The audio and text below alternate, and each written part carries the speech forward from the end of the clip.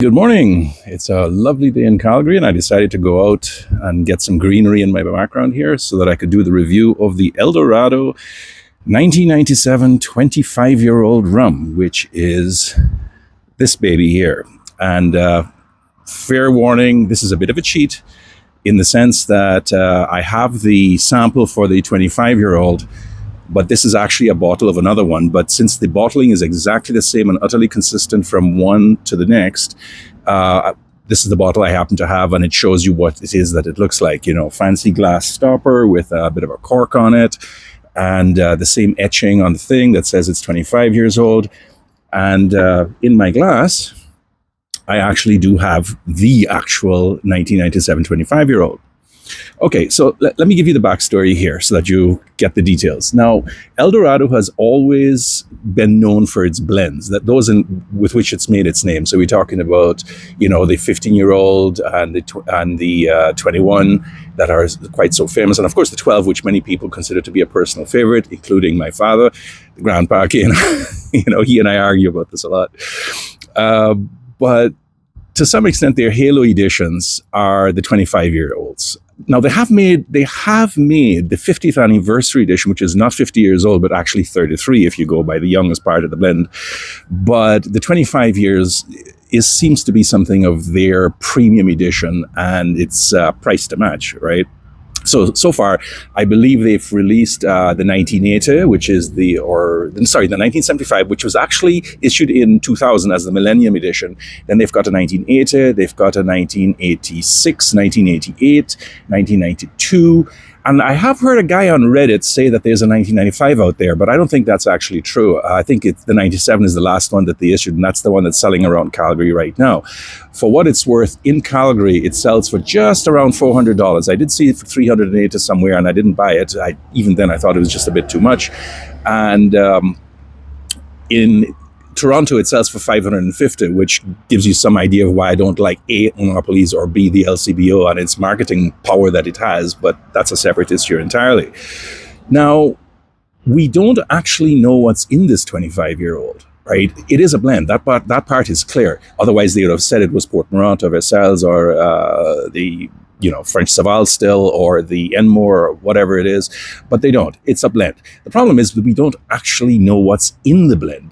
Nowhere is it mentioned anywhere, and there aren't that many reviews out there of this thing. It came out only a few years ago that can tell you anything about it. And although I suppose I could reach out to Sean, Caleb, or any of the other guys that I know in DDL and ask them, the truth is I really do believe this should be on its website, and it isn't. And no, the LCBO doesn't have it there either, and neither does any other website in Europe that I've looked at, not even Rumex. So it's a big black hole. We don't know.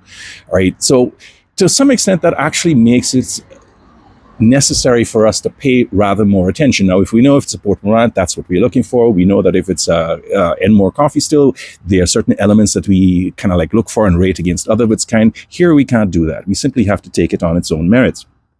So having said all of that, what's it like? Okay, now 43%, that's what it's rated at, right? That's kind of standard. I'm not sure why they sell for 40% in the United States and 43% in Europe, but here in Canada, this was what we got, 43%. And as a result, it's really kind of soft. And now that's been a characteristic of all of the 25-year-olds I've tried so far, and I've tried just about all of them. And I actually had a lot of fun doing a biblical screed against the 1986 as a completely irrelevant aside. But they're soft, they're very easy, and nosing it, you've got to watch your step with this thing because you really do have to take your time. This thing does take a while to open up. And once it does, what you are getting is something quite interesting.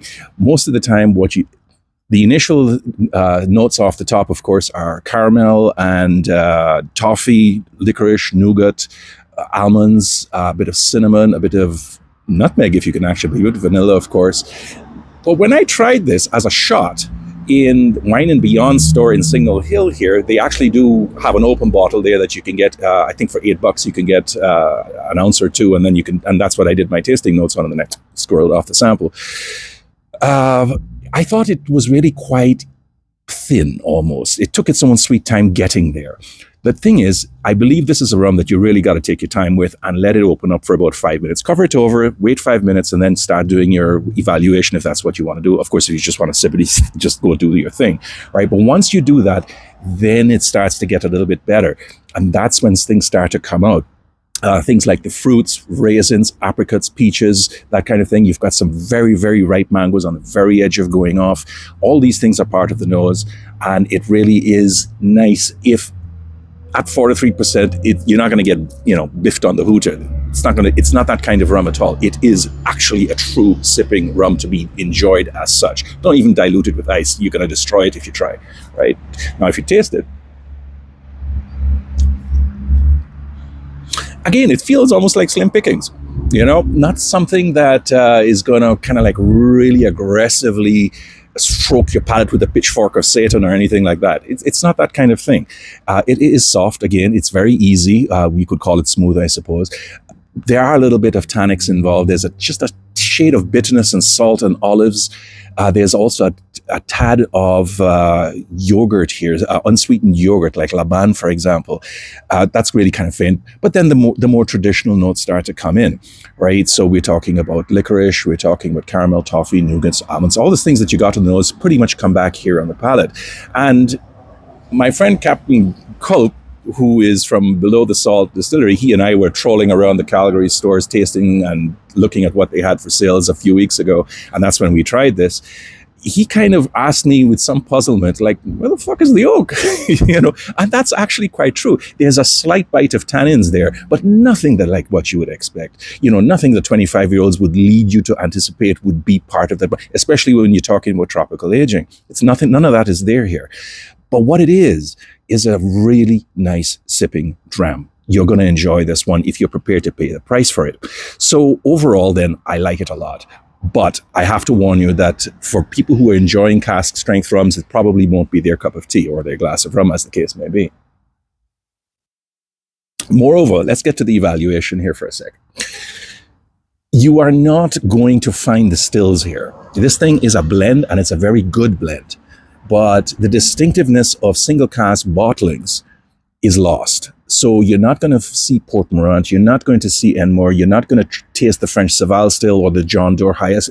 All of this stuff has been put together into a smorgasbord that tastes really well and sips really nicely. But if you're looking for something unique and distinctive that kind of like talks to the El Dorado profile, this is not the place to go. Be aware of that.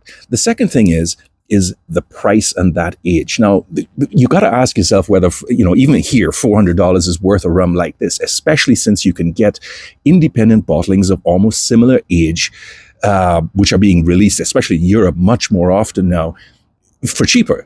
Right? Is this worth it? Well, to some extent, you're paying for the cachet of El Dorado itself, and nobody's ever put a dent in their age statements, even though it has often been mentioned that they do dose their stuff. I wasn't able to test this, unfortunately, so I couldn't tell you whether it has been or has not been. It kind of tastes like it hasn't, so I'm going to take that on faith, but I really don't know. Perhaps I'll test it if there's enough of a sample for me to do so. Honestly, I wouldn't buy it like that. Not for that price. I think it really is too much. Although, of course, the the Appleton 51-year-old that has been advertised, what was it, 21 bottles, $70,000 a pop, all pot still 62%. I mean, that really is off the fucking scale, right? But $400 for this at these times,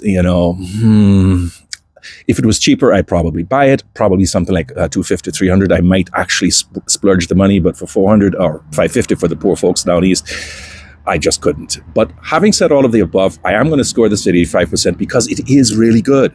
It really is. And it's worth drinking for that and that alone, that you can get something from El Dorado that is 25 years old, that has got all these incredible tastes to it. And if it's a little bit less and fainter than one might be led to expect, just take it first thing in the morning, perhaps, like I do, and enjoy it for what it is.